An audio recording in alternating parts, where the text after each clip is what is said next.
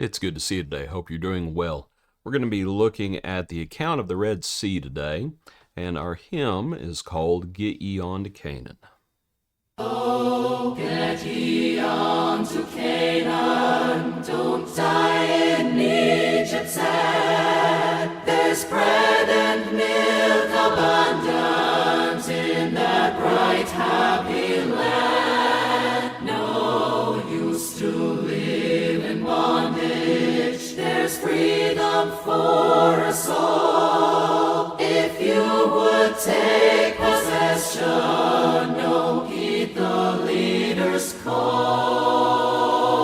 I remember well the day when he washed my sins away and led me from the wilderness to Canaan's blissful clime. I'll be glad to tell you how we can share his blessings now. And oh, I am so happy, yes, so happy all the time.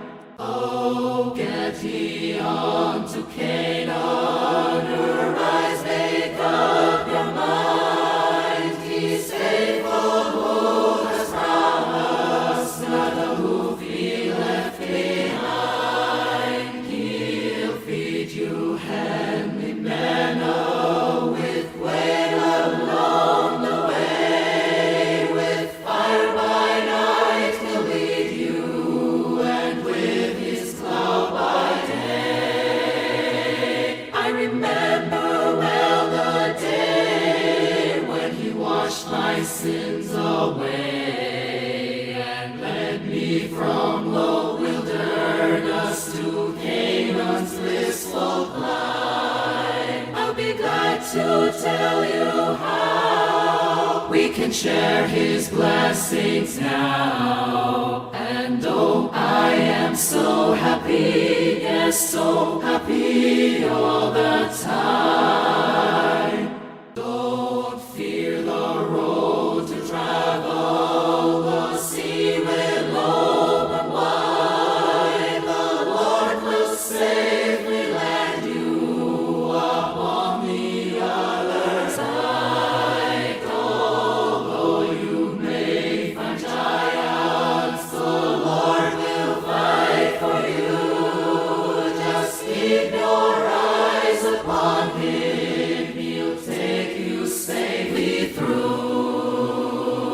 I remember well the day when he washed my sins away and led me from the wilderness to Canaan's blissful clime. I'll be glad to tell you how we can share his blessings now. And oh, I am so happy, yes, so happy all the time. Get Ye On To Canaan. When I was creating the music for this, there in the chorus, I didn't like the "I can never tell you how."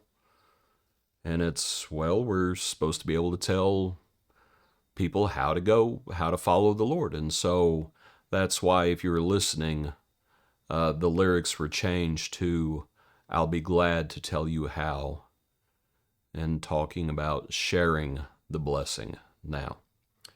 So I thought it was a pretty hymn, though, with a good message, talking, using the figures that we're studying there in Exodus, talking about our own deliverance from bondage. And so let's look at our passage now. Exodus 14, verse 1, Now the Lord spoke to Moses, saying, Speak to the children of Israel, that they turn and camp in this certain place before the sea. For Pharaoh will say of the children of Israel, They are bewildered by the land, the wilderness has closed them in.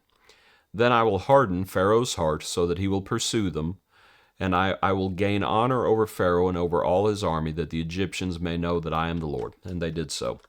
What I'd like for us to think about today, there are a lot of folks who take the view that Pharaoh did not have free will, and that this business about God hardening Pharaoh's heart, that shows he did not have free will. And I would suggest there, for one thing, there's other passages that say Pharaoh hardened his own heart. And so you have to deal with the issue of, well, how did God harden Pharaoh's heart? And I don't think it was against his will. And I'll give you some reasons why that is the case. One would just to be, look at verse 4. If Pharaoh had no choice in the matter, if Pharaoh had no free will, well, how did God gain honor over Pharaoh and over all his army? How would that be any honor gained if this is just God making it happen against Pharaoh's will? You know, to argue that, well, God hardened Pharaoh's heart against his will. So then are you going to say that, so was Pharaoh's will then to release Israel all along? Was that Pharaoh's will all along? And God had to harden his heart against that? See, that doesn't make any sense, does it? It would have been no honor gained if God hardened Pharaoh's heart against his own will, against Pharaoh's own will. If Pharaoh didn't have any choice in the matter, then God really gained no honor. Then Pharaoh's just a robot, just a puppet, and God's pulling his strings. It's like, no. God gained honor because Pharaoh did still have free will.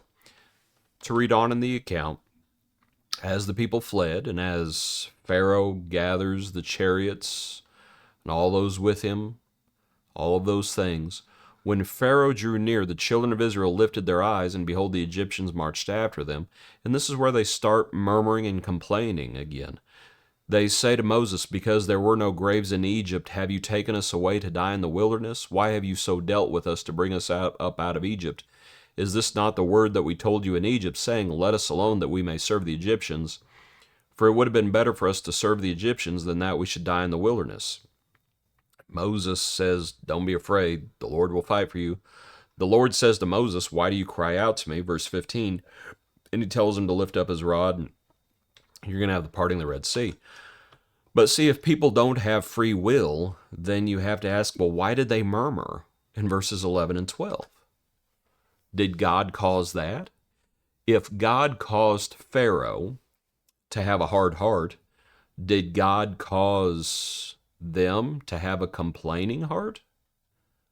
And if God did cause them to have a complaining heart, well, then why does God rebuke them effectively?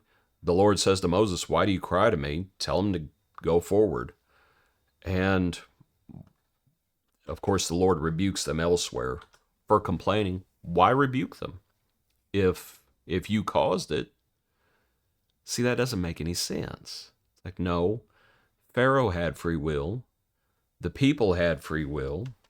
And as we read on, you know, as Pharaoh's army approaches, verse 19, and the angel of God who went before the camp of Israel moved and went behind them, and the pillar of cloud went from before them and stood behind them. So it came between the camp of the Egyptians and the camp of Israel. Thus it was a cloud and darkness to the one, and it gave light by night to the other, so that the one did not come near the other all night. Right? That east wind is going to blow all night long, verse 21. They're going to be there for several hours. And so the pillar of cloud stood behind them. And so it was protecting them. Well, why did they need protected? If God was making people do things against their will, if they had no free will, why did the angel of the Lord need to protect them?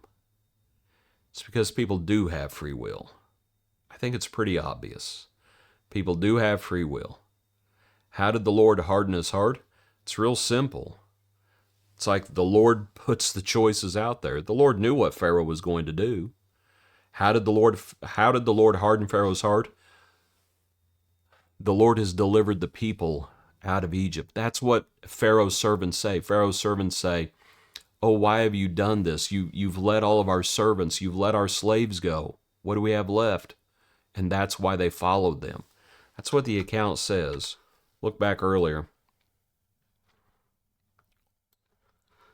Verse 5, it was told the king of Egypt that the people had fled, and the heart of Pharaoh and his servants was turned against the people. And they said, "Why have we done this, that we have let Israel go from serving us?" So he made ready his chariot and took his people with him. That's what hardened his heart. That's how God hardened his heart.